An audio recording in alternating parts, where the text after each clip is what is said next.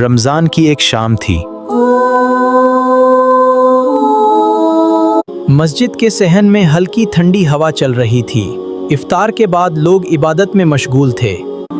کوئی قرآن پڑھ رہا تھا، کوئی تسبیح پڑھ رہا تھا اور کوئی دعا میں ہاتھ اٹھائے بیٹھا تھا۔ انہی لوگوں میں ایک نوجوان بھی تھا جس کا نام حمزہ تھا۔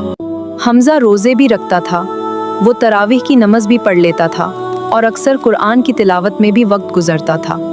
شروع میں وہ یہ سب صرف اللہ کی رضا کے لیے کرتا تھا، لیکن دھیرے دھیرے اس کے دل میں ایک عجیب سا خیال آنے لگا۔ ایک دن حمزہ نے اپنے کچھ دوستوں کو دیکھا جو مسجد کے باہر بیٹھ کر باتیں کر رہے تھے۔ حمزہ کے دل میں ایک خیال آیا، میں تو روز مسجد آتا ہوں، قرآن بھی پڑھتا ہوں، یہ لوگ تو اتنی عبادت بھی نہیں کرتے، شاید میں ان سے زیادہ بہتر ہوں۔ اسی دوران مسجد کے امام صاحب وہاں سے گزرے۔ انہوں نے حمزہ کے چہرے پر ہلکا سا غرور محسوس کیا۔ بیٹا، کیا سوچ رہے ہو؟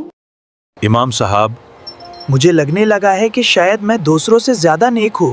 بیٹا، عبادت کرنا بہت اچھی بات ہے، لیکن یاد رکھو اگر عبادت کے بعد دل میں تکبر آ جائے تو وہ نیکی ضائع بھی ہو سکتی ہے۔ ہاں، اصل نیکی وہ ہے جس میں عاجزی ہو۔ ذرا سوچو، اگر کوئی شخص ایک بہت خوبصورت پھول اگائے لیکن اس پھول میں زہر ملا دے تو کیا وہ پھول کسی کے کام آئے گا؟ بالکل نہیں۔ اسی طرح جب نیکی کے ساتھ غرور آ جائے تو اس کی خوشبو ختم ہو جاتی ہے۔ امام صاحب کی بات حمزہ کے دل پر گہرا اثر کر گئی۔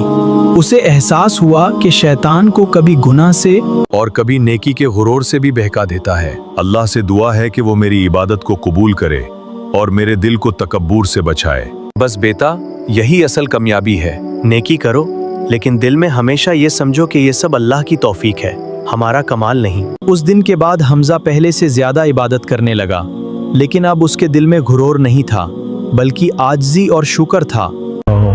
اسے سمجھ آ گیا تھا کہ نیکی تب ہی قیمتی ہوتی ہے جب اس میں عاجزی ہو۔ جب غرور آ جائے تو نیکی بھی نفس کا دھوکہ بن سکتی ہے۔